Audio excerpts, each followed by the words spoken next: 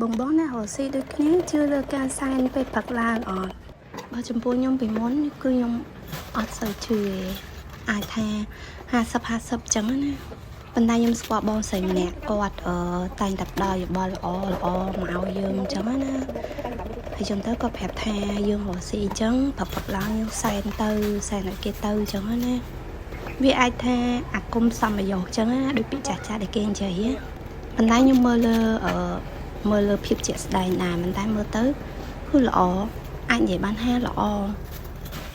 បើពេលដែលខ្ញុំសានហើយខ្ញុំចំណាំមើលពី20ទៅ30នាទីហ្នឹងចាប់ផ្ដើមភ្ញៀវបុកមកហើយភ្ញៀវបុកមកប្រើហ្នឹងគឺថាធ្វើអត់ចង់តន់ហ្មងហើយដូចថាយើងមានតែរឿងល្អអារម្មណ៍យើងវាអត់សូវក្តៅវាជាក់អីចឹងណា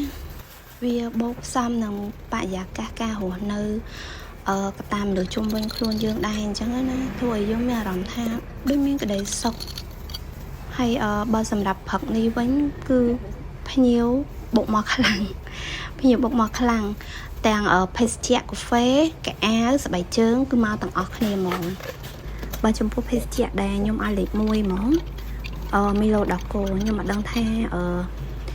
មិនដែរអញ្ចឹងណាប៉ុន្តែសម្រាប់ភ្ញៀវគាត់ចូលចិត្តខ្លាំងគាត់ថាពេលញ៉ាំទៅវាផ្អែមមានកម្លាំងអញ្ចឹងណាសម្រាប់ខ្ញុំមកលក់នៅទីតាំងថ្មីនេះទៅតែបានមួយខែបងប្អូនប៉ុន្តែអាចនិយាយបានថាម៉ួយគូសំដែរគាត់មកញ៉ាំហើយមកញ៉ាំទៀតគាត់មកទិញហើយមកទិញទៀតអញ្ចឹងណាខ្ញុំពិតជាអរគុណគាត់ខ្លាំងមែនតើហ្មងអាចថាការរាក់ទាក់គូសំរបស់យើងទៅកាន់ពួកគាត់ហើយជាមួយនឹងតម្លៃសមរម្យអីចឹងណាបុកជាមួយនឹងរសជាតិដែរអញ្ចឹងណាបងអូននេះសំណាងហើយកូនអត់នៅមួយកូនថ្ងៃសៅរ៍គឺទៅផ្ទះកងបើអញ្ចឹងទេគឺព្រឹកឡើងអត់មានអីកូនញ៉ាំទេព្រោះព្រឹកឡើងភ្ញៀវបុកតែពេលព្រឹកហ្នឹងឯងពេលថ្ងៃរៀងស្បាវអីចឹងណាបើចំពោះពេលល្ងាចវិញដាច់កៅអៅស្បែកជើងអីមួយទៅតាមហ្នឹងទៀតចឹងណាហើយសម្រាប់បងប្អូនដែលចង់បានកាហ្វេគីឡូយកទៅលក់បន្តឬមួយក៏ចង់ញ៉ាំនៅតាមផ្ទះ